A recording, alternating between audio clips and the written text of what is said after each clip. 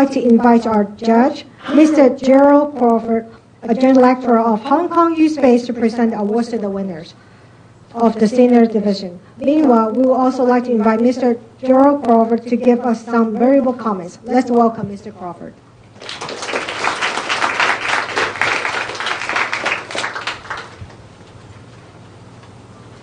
I'm not the only one old school today with paper. Good morning, everybody. It's good to be here. It's good to be here, and I appreciate the invitation. I also enjoyed helping to assess many of the entries in the Senior English Division. There is a professor in the USA who, for about 40 years, has been successfully predicting the winner of the American presidential election. This professor has what he calls 13 keys, or 13 important elements. And if a presidential candidate can gain 8 of these keys out of 13, that person will become the next US president. The professor has been 100% correct, except for Al Gore in 2000, but he did win the popular vote. So he has a methodology. His research has a methodology that helps him predict the winner of the election. Soon after I started teaching, I realized that giving students methodology or methods for tackling academic tasks was one of the best things I could do to help them. So today I want to talk about a simple method, not 13 keys.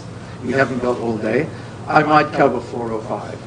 There probably are others, but I think if you have these keys to writing a book review, you can be fairly confident that you're on solid foundations. Okay. So what makes for a good book review? Okay, we'll start there. Tommy, who spoke just before me, he clearly identified what we might call issues.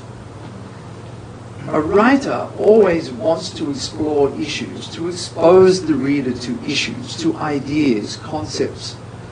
That's where we start. When we look at a book, when we get into the book, we need to identify what is it that the writer's interested in. And that's what you need to make sure that you include in your book review. What is it that the writer wants you to think about the moment you start reading his book or her book? So issues might include things like loss, loneliness, discrimination, power, love. Tommy mentioned loyalty, amongst others. Or the power of the human spirit, the strength of the human spirit, particularly when faced with challenge. One of the most common ideas explored by writers.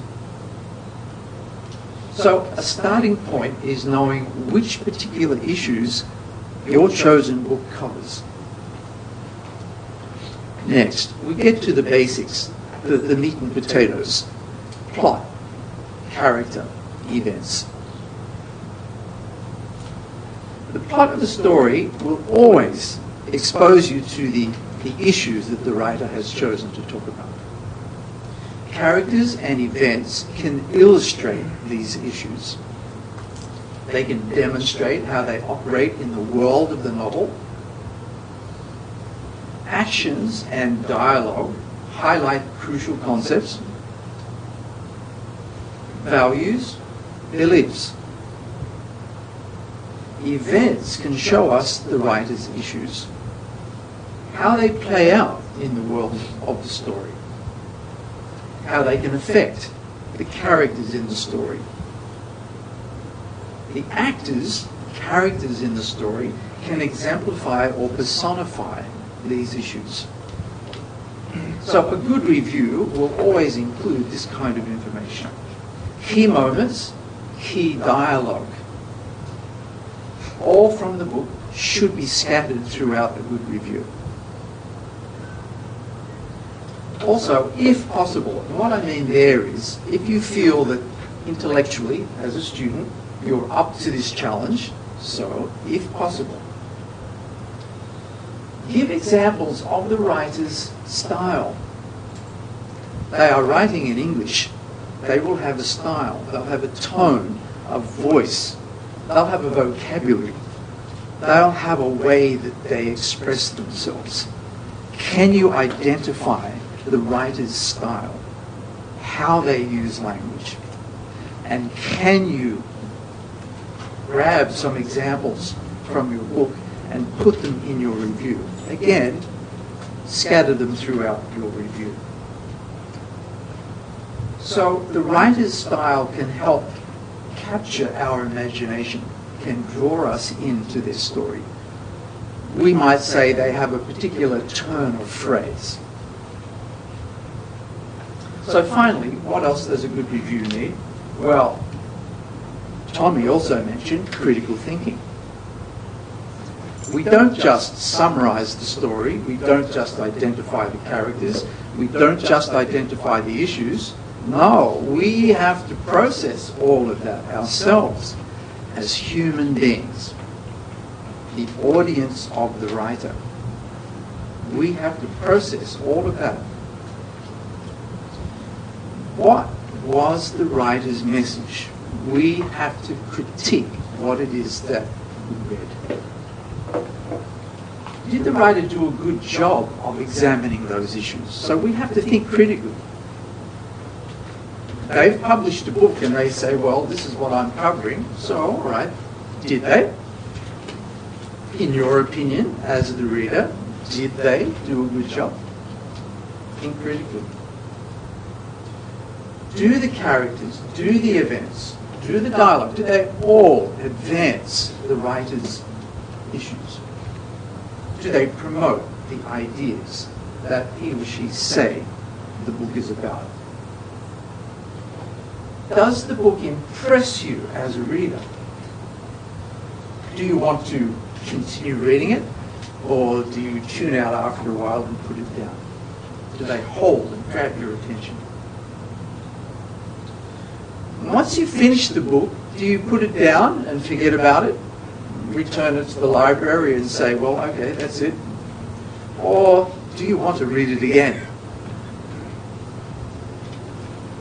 Does it compel you to keep thinking about the issues that the writer proposed?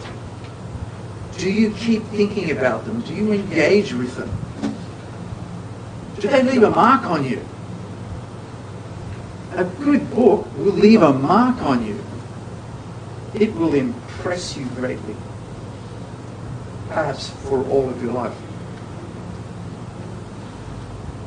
Does it encourage you to keep on engaging with those issues as you mature, become older? Do they become part of your character? Do they affect how you think and how you see the world and others around you? Does the book enhance your understanding of the world and of other people? Do you change as a person having read that book? In any way, do you change? Do you become more knowledgeable, more compassionate, more forgiving, more loving, more caring, more thoughtful? That's a good book. Do you become a better person having read that book? So, not 13 keys, but at least 4 keys for how you might be able to assure yourself you're in the right direction when you want to write a book review. So, keep reading, keep thinking, keep writing, keep expanding your knowledge. Thank you.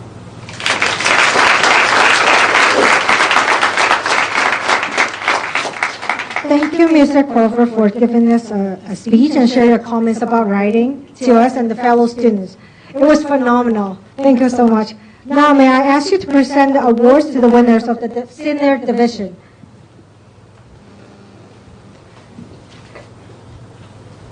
The following students are awarded merit in the extensive reading English section senior. The first one goes to Chung Chen Pong from Premier School affiliate to Hao Kong Middle School.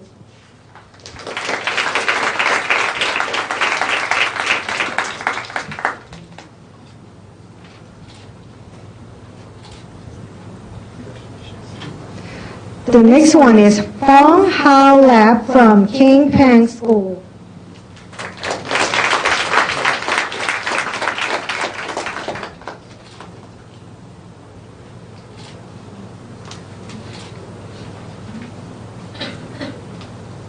Now we have Kenneth Kanuja from HKMA David Lee Kwok Po College.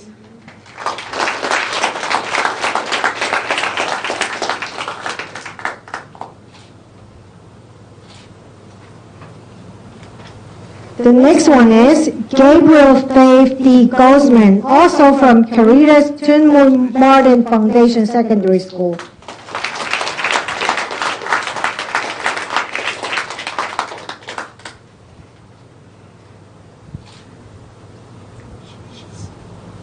While Lee Andrew, Chung Ka-ling, and Fok Yan Ting Ruthie from Carmel Divine Grace Foundation Secondary School are all engaged in their study tour. Ho Yan Kyu and Terrace from St. Paul's Convent School is not able to be here. We will inform them to collect their prizes later on. Now we have our second runner-up is Lei Xiu-pu from Yutwa College, Macau, and he's not here with us today. We'll collect the prize to Lei Xiu-pu later on. The first runner-up is Serene Wu, Merrimack Convent School Secondary Section. Serene is not here today. We'll inform them to collect the prizes later on. I guess they're all busy. And the champion of the English Extensive Reading Junior Section is Xiao Yuxin from Polanco Century Li Shu Chong Memorial College. Well, all the winning students are all engaged in the study tour as well. We will inform them to collect the prizes later on. Congratulations to all winners. We would also like to invite Mr. Crawford to have a group photo with us, our winners. Thank you, Mr. Crawford. Please take a seat.